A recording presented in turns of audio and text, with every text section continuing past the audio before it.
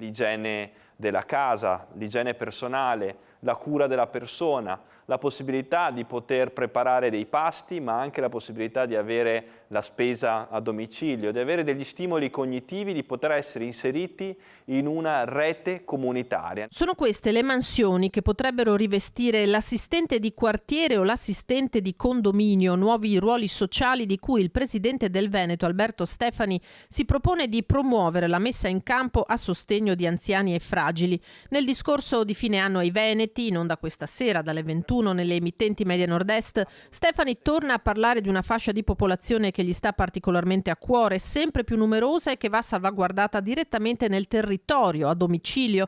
Occhi aperti e mani tese verso chi ha bisogno, e sentinelle potrebbero essere proprio l'assistente di quartiere o di condominio. Figure che si occupino in maniera specifica dell'assistenza a soggetti anziani, magari non autosufficienti o parzialmente non autosufficienti, e possano farlo garantendo loro dei servizi essenziali. Il sociale è colonna del programma del nuovo governo veneto, come ribadisce Stefani nel suo discorso di fine anno. Vi aspetto questa sera alle ore 21 su Media Nord-Est per augurare a tutti voi e alle vostre famiglie un felice anno nuovo da vivere insieme.